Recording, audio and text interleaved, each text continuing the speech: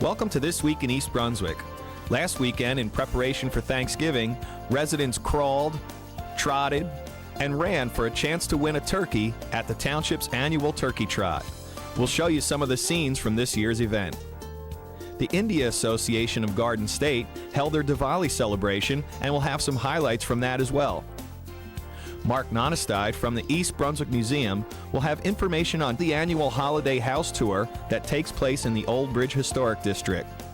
On Making a Difference, Diane de Oliveira speaks with the Reverend Lizanne Finston, the director of Elijah's Promise Soup Kitchen in New Brunswick. Joe Bodner looks at the value of antique toys on hidden treasures, and we'll have a review of Monday's Township Council meeting, so stay with us.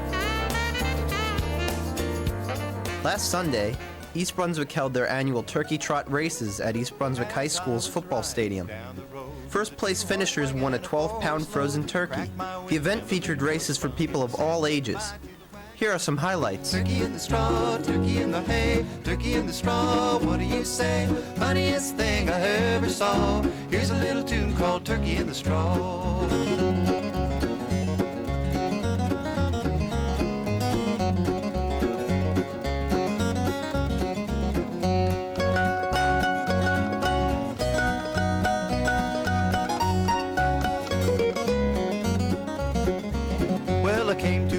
And I couldn't get across, so I paid $5 for an old blind horse. He wouldn't go ahead and he wouldn't stand still. He just went up and down like an old sawmill. Turkey in the straw, turkey in the hay, turkey in the straw, what do you say? Funniest thing I ever saw. Here's a little tune called Turkey in the Straw.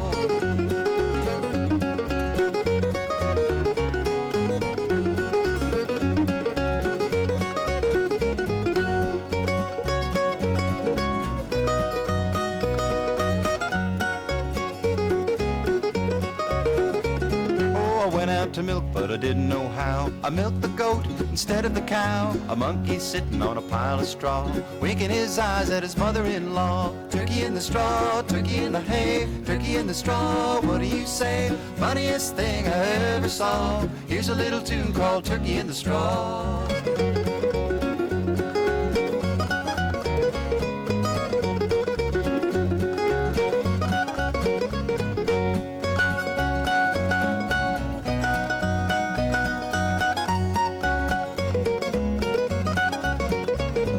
As I was riding down the road with a 2-horse wagon and a 4-horse load, cracked my whip and the lead horse sprung, and I said goodbye to the wagon tongue. Turkey in the straw, turkey in the hay, turkey in the straw.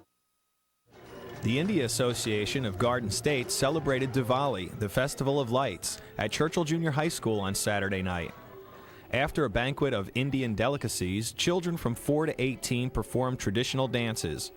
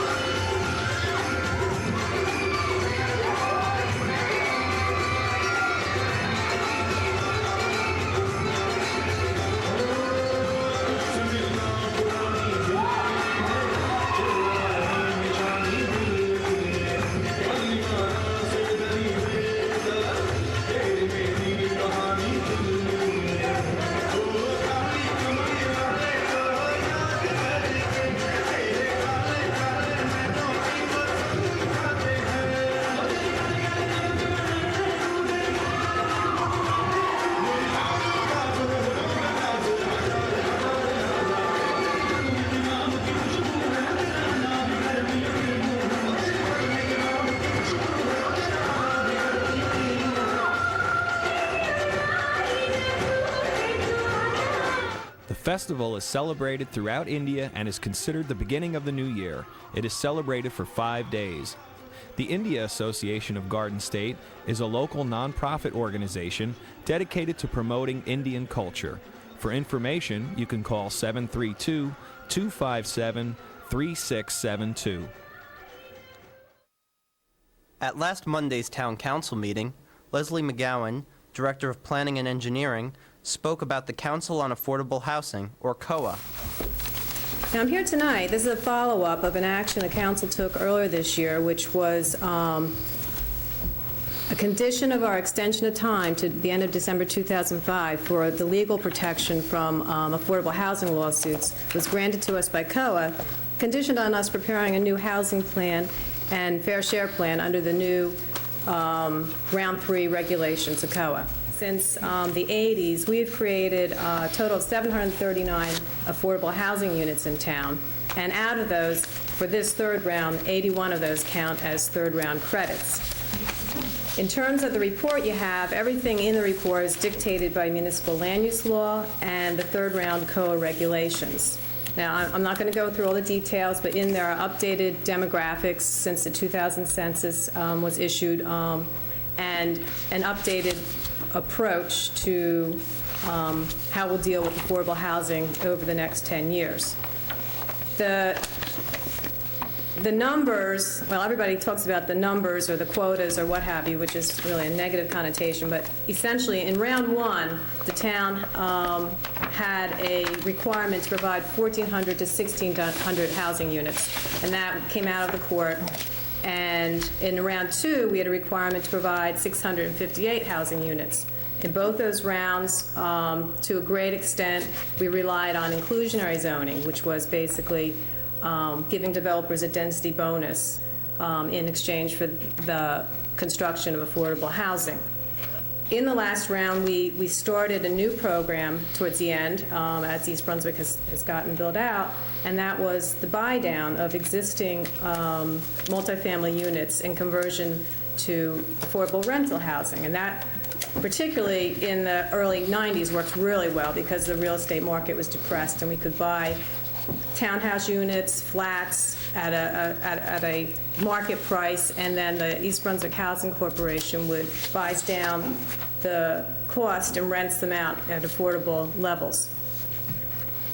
For the third round, even though we have credits, there is a formula, and it's a little different than the formula in the first 2 rounds. It's based on how much we actually grow as opposed to how much we in round 1 and 2, you had a formula whether you grew or not.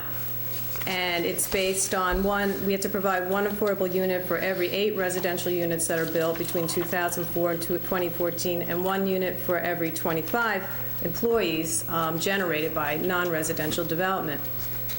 We had to do projections based on what we knew has been approved, what we think might be approved, and what might be in the pipeline. And doing all the math and the crediting, we have an obligation at this point of 118 units. Now, that obligation only happens over time as we build, but it's still a number to keep in mind.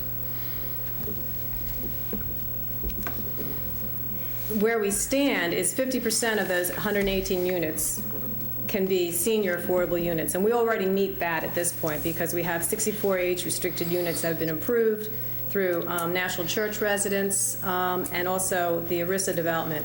But unfortunately, only 59 of those units can count, so the remaining 59 have to be met with family affordable units, which is a lot harder to do, particularly in East Brunswick at this stage, because we don't have a lot of vacant land for that. So the Fair Share Plan proposes we continue the buy-down program using development fee monies that have been, we've been receiving every time a development is approved. And what we've also done in the past and continue to do is supplement that money with grant monies from the county and the state. So making the projections with development fees and grants, we feel there should be no problem meeting the COA requirements.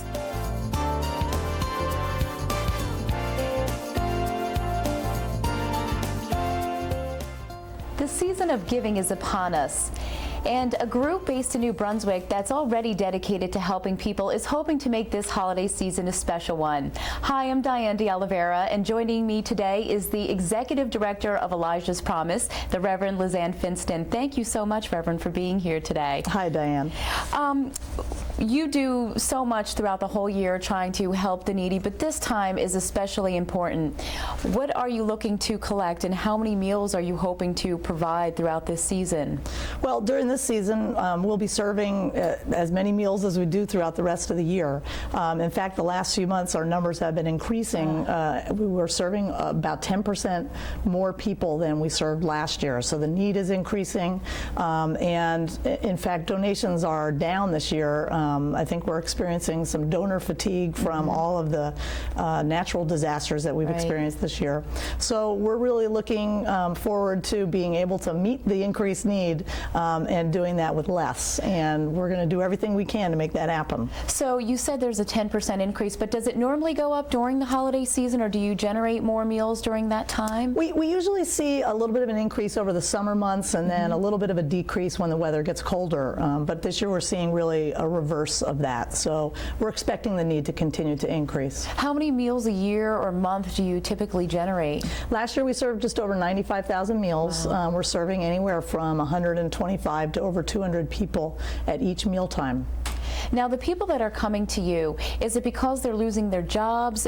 Is it still the way the economy is going? And as you mentioned, of course, with the natural disasters that we had recently, obviously they weren't right in this area, but are the people that are coming, is it because of their job situation? Well, we've been asking folks those questions, and what we've seen is a decrease in employment. Last year, approximately 50% of the folks eating at the soup kitchen were employed.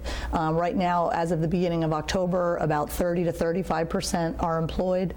So we're seeing an increase in unemployment. I think we're continuing to see some of the impact of just the high cost of living in central New Jersey, and with the way the economy's been hit by not only the natural disasters but the price of oil. I think we're just seeing more people affected by the costs to live, and they're having a hard time making ends meet.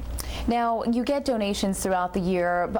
People probably donate more during the holiday season, but of course you need donations all year long. What is the most crucial need right now? What items are you in most need of? Right now we're really in need of just about everything.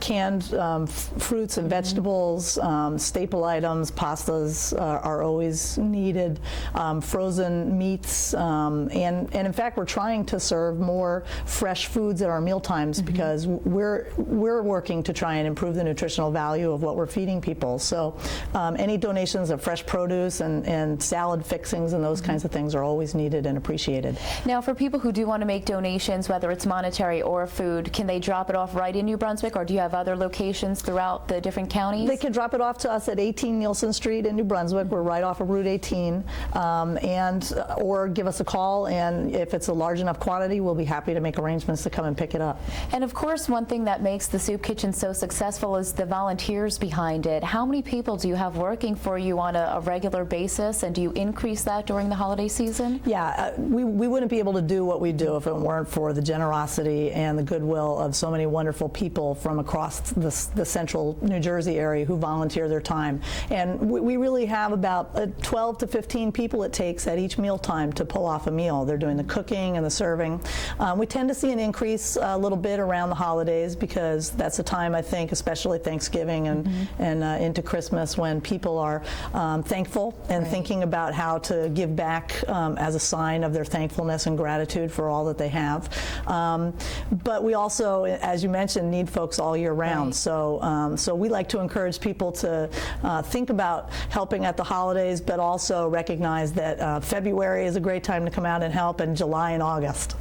And the Soup Kitchen is so much more than a soup kitchen. Elijah's Promise offered so many services and different programs. One thing that I was fortunate to experience was your chef's, your job culinary school. Tell me a little bit about that. Yeah, we have a 17-week culinary school. We train people who are low income, moving from welfare to work, unemployed, people with disabilities, in the culinary arts, and then we place them in jobs in the Central Jersey area. Right now we have 10 students who are in class, working their way through chopping and dicing and slicing and creating soups and stocks and sauces. And when they're done, we'll place them with corporate employers as well as restaurants and schools and hospitals. That's great. And you also have social services that you offer. That's right. In fact, today there's a line of folks who are lined up getting flu shots at the Soup Kitchen. We have wonderful partnerships with both Robert Wood Johnson University Hospital and St. Peter's University Hospital, UMDNJ, and a whole range of social service providers who make our facility an outreach site so that people can access the help that they need. What else do you want people to know about Elijah's Promise that we didn't cover? I think it's just really important for people to understand that that Elijah's Promise is in many ways a center where people who are most in need in our communities reach out for help, and when we're able to provide them with a healthy meal, and we're able to provide them with access to services, we can really be not just an organization that feeds people, but provides them with the tools to feed themselves. And we can only do that with the help and support of so many people from across our area. And for people who do want more information about Elijah's Promise, or if they want to get involved in the Promise Jobs Culinary School or the Promise Catering, and even if they want to volunteer or make a donation, what can they do? How do they get in touch with you or in touch with Elijah's Promise? The two easiest ways are to call us at 732-545-9002 or visit us on the web at www.elijahspromise.org. Reverend Finston, thank you so much for being with us today. For Making a Difference, I'm Diane de Oliveira.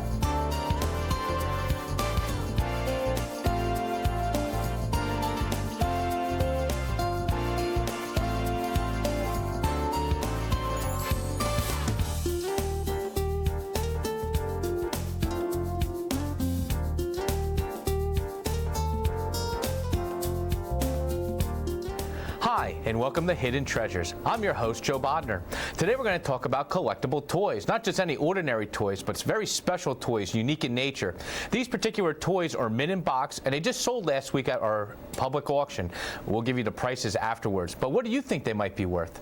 First, we have Radar the Robot. This particular robot was produced in the 1950s in Japan. This is a battery-operated toy. This particular toy actually works on C batteries, and you can see right next to the robot itself is its actual motion user. This particular remote control can go forward, backwards, and it also illuminates its eyes and also has illuminating sparks. This particular toy has its original box, Radar the Robot. absolutely mint condition. This is something you don't normally see. Usually toys were meant to be played with. This particular toy is absolutely in mint condition, almost like it's never been out of the box. This particular toy actually is also reproduced, but this is an original from the 50s. But back in the 80s and 90s, they actually reproduced this toy, and the way you can tell the difference between an antique one and a new one, the new one actually has serial numbers on the bottom indicating it's 1,000 out of 4,000, etc., and it also has a maker's name on the bottom of the toy itself. This particular toy does not have any of those types of markings. Now this particular toy in front of me here is a James Bond 007 action figure. This was also done by Gilbert. And it's also mint in the box. Has been played with, but still has all its accessories. He has his scuba gear here, and he has a revolving cap gun. This is an actual working cap gun with its original caps, and it also has its original paperwork. How do you find out prices on such of these items? Well, there's different books out there. In this particular book, O'Brien's Collecting Toys is one book that we use prior to the sale to try to determine a pre-auction estimate. In the book, Radar the Robot actually lists there's 3 different listings in there: 600, 900, and 1,200, and those are dealing with if it's been in used condition, mint condition, or excellent condition. And then the James Bond actually was estimated between 190 and 400. So prior to the auction, we put a pre-auction estimate of 600 to 800 on the robot, and on James Bond we put a pre-auction estimate of 200 to 400. Now, what did it bring? That's always the big question. Well, Radar the Robot actually brought $1,700. Yes, $1,700.